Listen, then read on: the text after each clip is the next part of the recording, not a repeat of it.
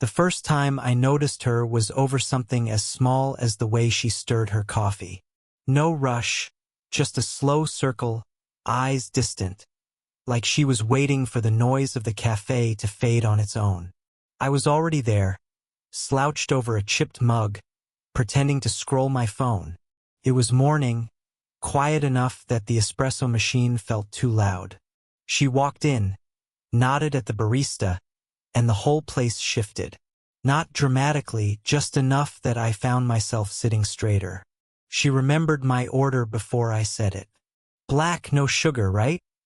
she asked, not looking directly at me. I blinked, half laughing.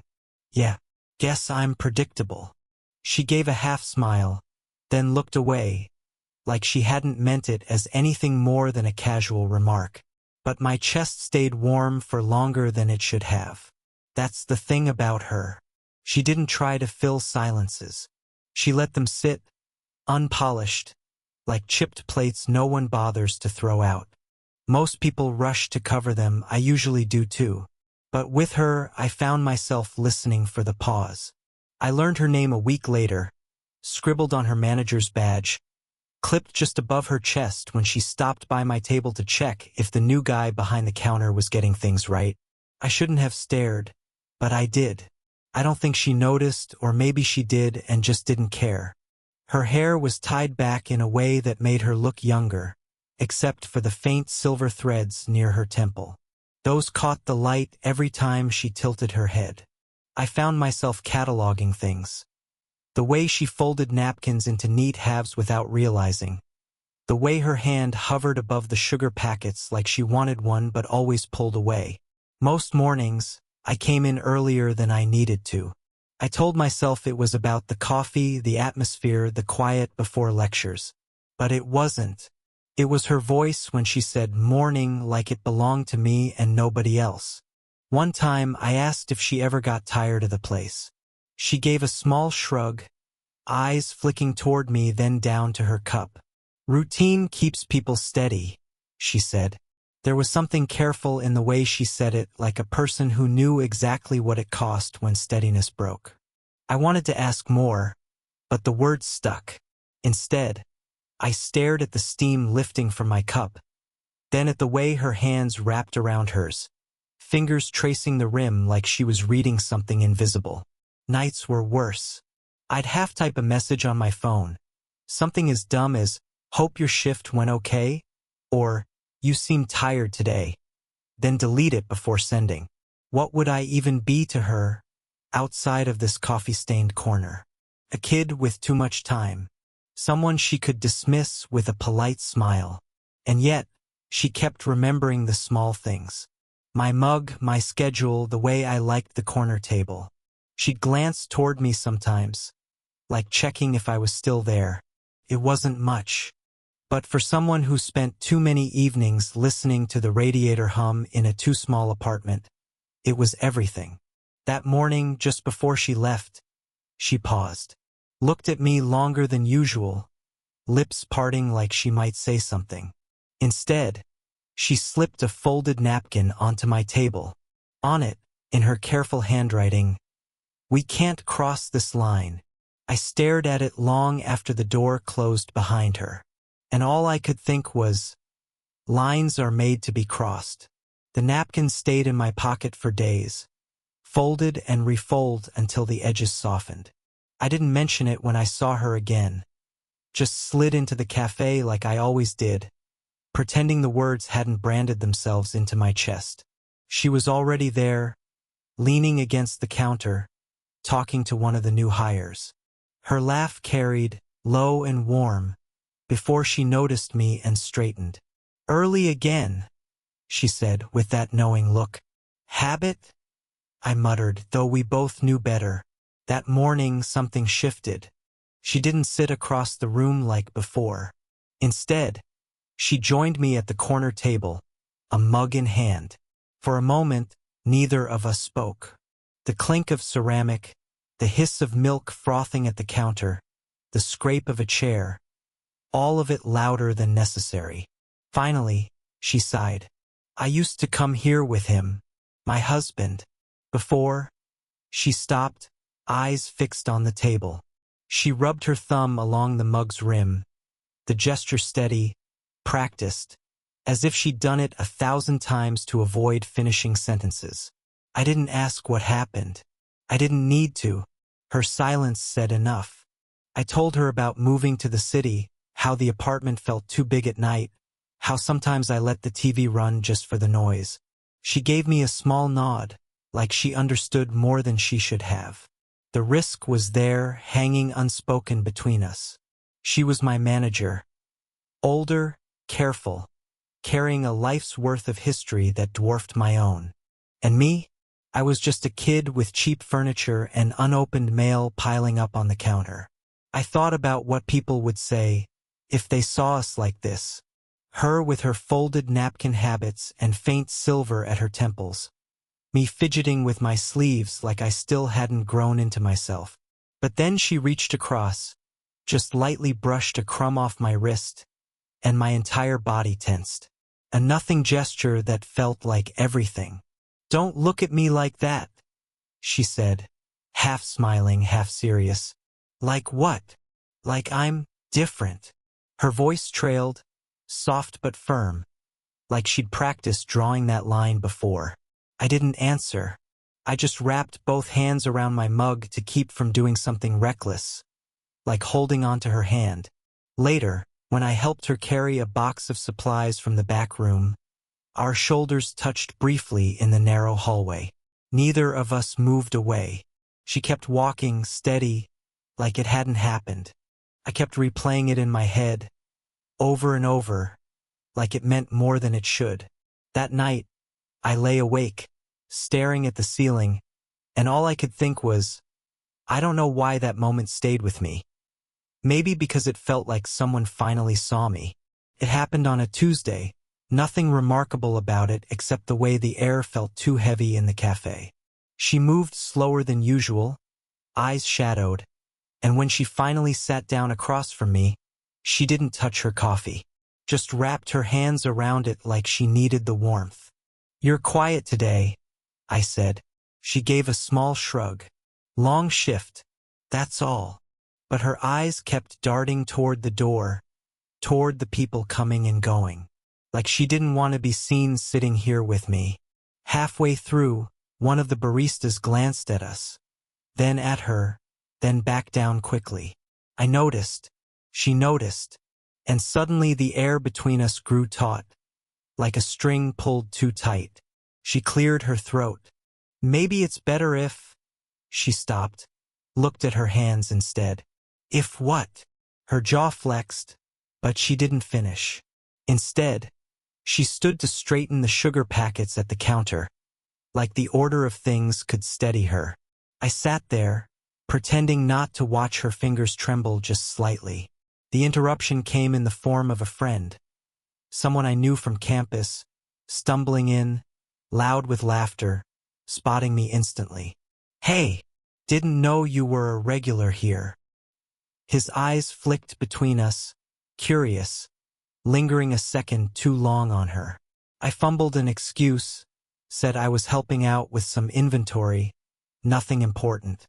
She smiled politely, but I saw it, the retreat, the way her shoulders stiffened, the line she rebuilt in real time.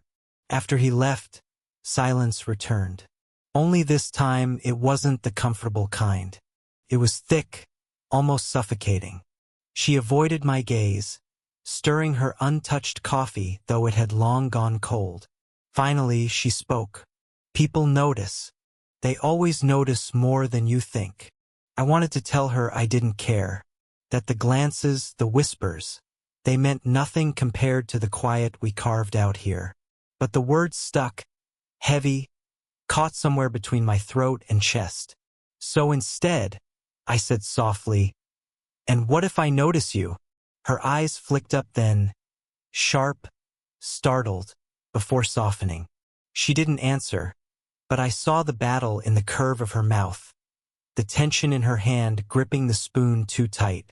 We sat there longer than we should have, both pretending we weren't waiting for the other to move. My knee brushed hers under the table by accident, at least I told myself it was. She froze, didn't pull away. For a second, I thought it might happen. That she'd lean forward, or I would. That the weight pressing down on us would break into something else. Her breath caught. My hand inched closer. Then she stood abruptly, chair scraping loud enough to draw glances. "I should get back," she whispered, voice uneven. And just like that, the moment slipped away, left hanging in the air like something unfinished, unbearable. It was late after closing. The cafe lights were dimmed to half, chairs already stacked on tables, but she let me stay. Said she needed help carrying supplies to her car. We walked side by side down the quiet street, paper bags rustling between us. The air was cooler than it should have been for spring.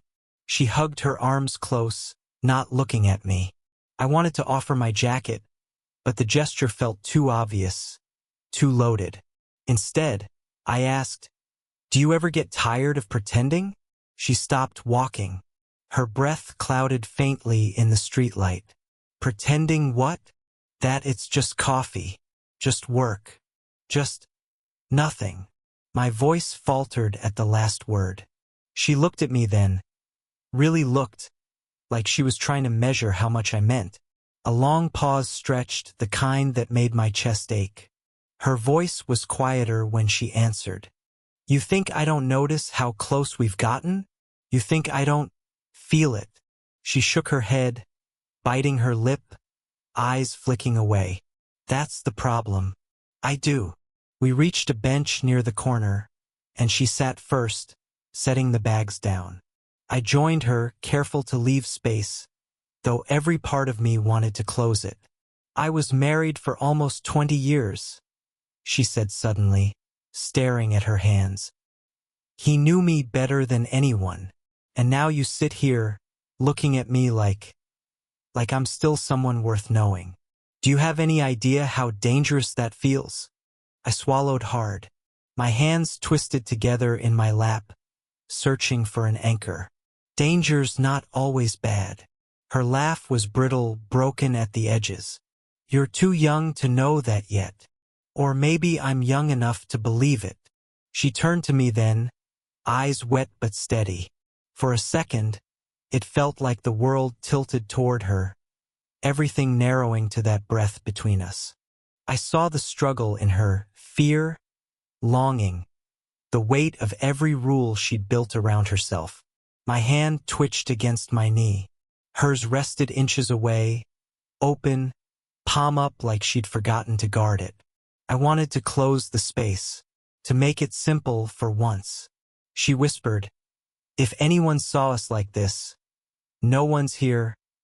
I cut in, too fast, too desperate. Another pause, heavy, charged. Her fingers flexed slightly, as if inviting mine. I leaned forward, just a fraction, heart hammering in my throat. She didn't move away. For a moment it felt inevitable, like we'd already crossed the line and were only now realizing it.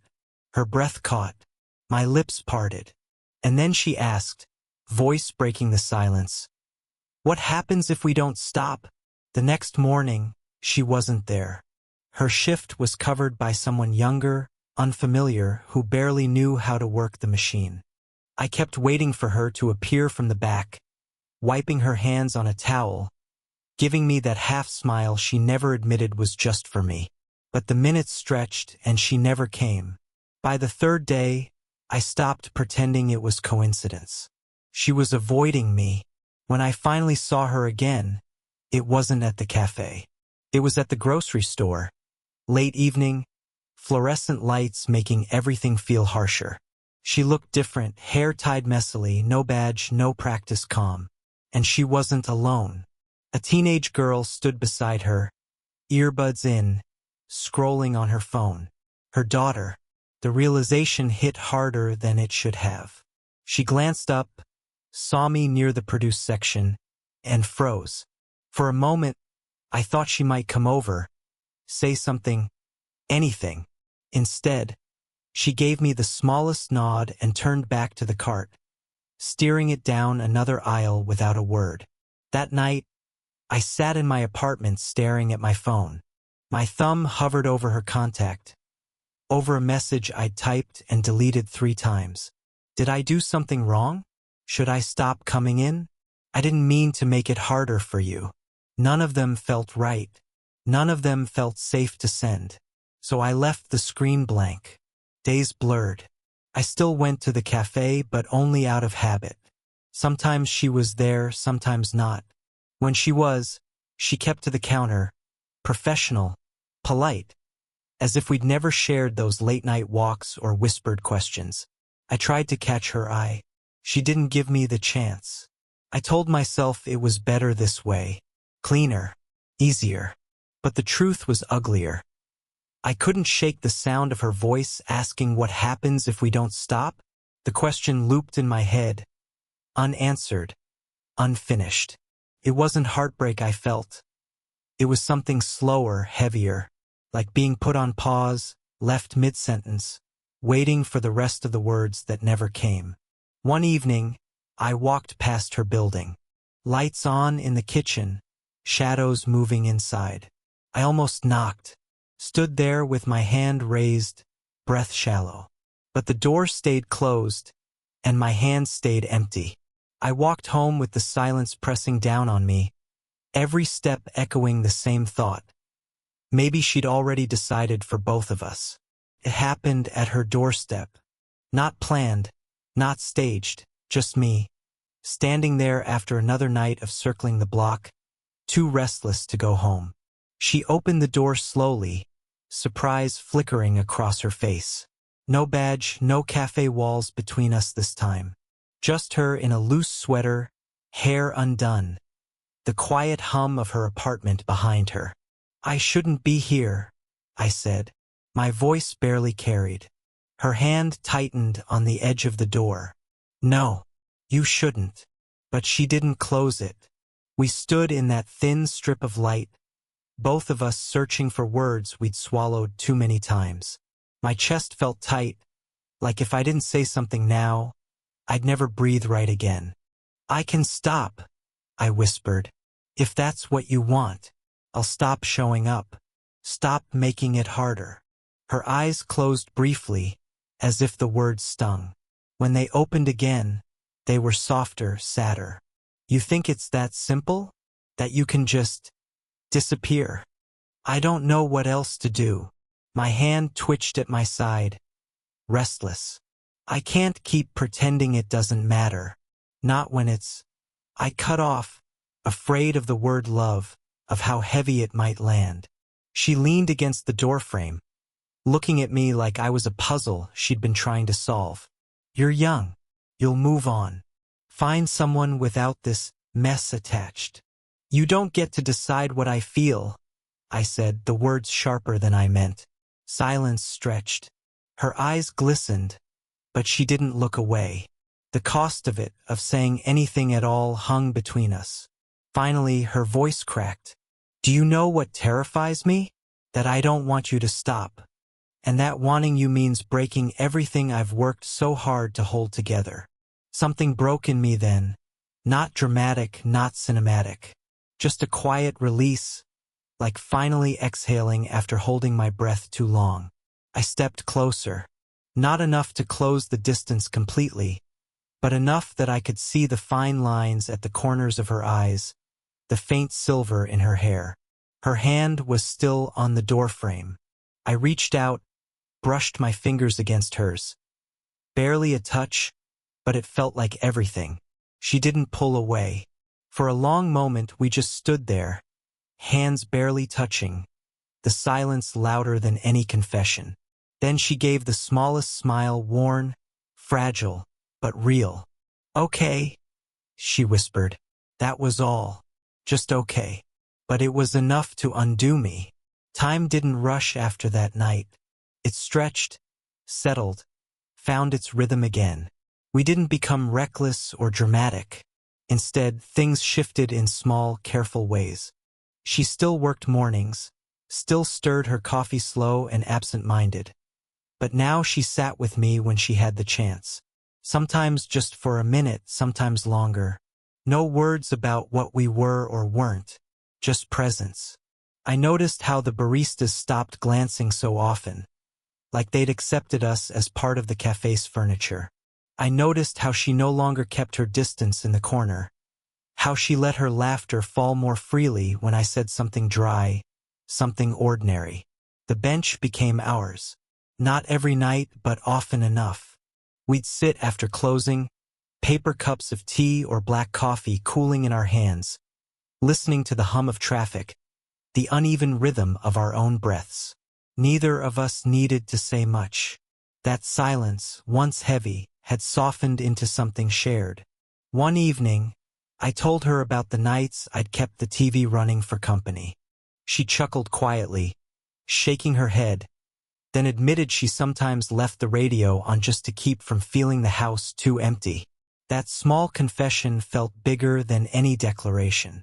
The risk never disappeared. The age gap, the whispers, the what-ifs, they stayed. But so did we. Maybe that was the point. Not erasing the fear, but living alongside it. Months later, I caught her at the counter at 8:47 a.m. sharp. She looked up as I walked in, already sliding my mug across before I even reached the register. "Black, no sugar," she said with the faintest smirk. I couldn't help but laugh. Guess I'm predictable. Her eyes held mine for just a beat too long. A beat that said more than any words could.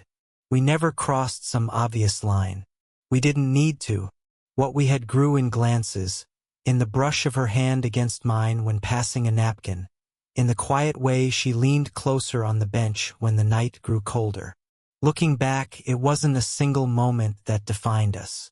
It was all of them, stacked gently, patiently, until we'd built something steady. Not perfect, but ours. And sometimes, when we sit together with our cups cooling and the silence stretched just right, I think about her question that night. What happens if we don't stop? I guess this is the answer. Did this story stay with you? What kind of quiet, real love stories do you want to hear next?